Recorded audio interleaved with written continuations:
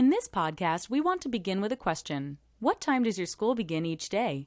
If you teach in an American middle or high school, then the chances are pretty good that your school day is beginning too early. The National Sleep Foundation recommends teenage students get 8 to 10 hours of sleep each night, yet research has also indicated that teenagers' physiology changes and shifts the timing of their internal clocks, causing them to fall asleep and wake up at times later than the general population. So if it seems like teenagers are more naturally prone to stay up late and sleep in, it's not their fault, it's their biology.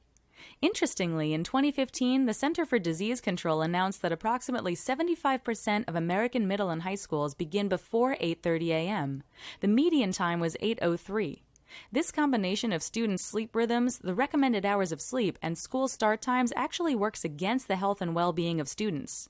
While on the one hand they need 8 to 10 hours of sleep, and on the other hand their bodies naturally shift that sleep time to begin later in the evening, school start times compel students to wake up early and interrupt their essential sleep pattern.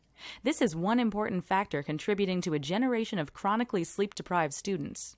After reviewing the research, the CDC reported the insufficient sleep of high school students as a substantial public health concern. It noted that students who don't get enough sleep are more prone to adverse behaviors and poor health, resulting in lower academic performance. So schools that begin too early may be negatively impacting student health and performance. One easy solution to this potent combination of teen sleep patterns and school start times is to simply have middle and high schools start later in the morning. This will allow students to sleep further into the morning and cooperate with rather than work against their shifting biological rhythm.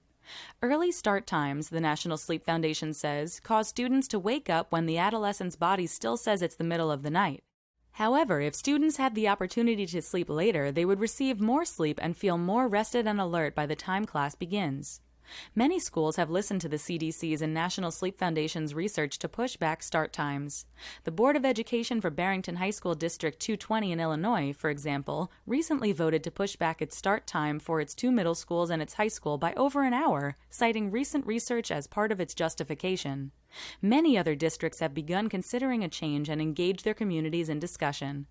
Other solutions, like more teen responsibility and parental oversight for student sleep times, are just as important. Schools and healthcare providers can educate students and parents about the importance of sleep. Parents can then monitor and assist their children to practice good sleep hygiene, including establishing regular sleep routines and limiting technology use prior to bedtime. Sleep matters. When schools change their start times, they are modifying the environmental context and recognizing the importance of sleep for the health and learning of their students. Does your school talk about the role sleep plays in the overall well-being of its students? Sleep on these thoughts and wake up refreshed knowing that a more rested and positive student body might just be a matter of modifying the day's schedule.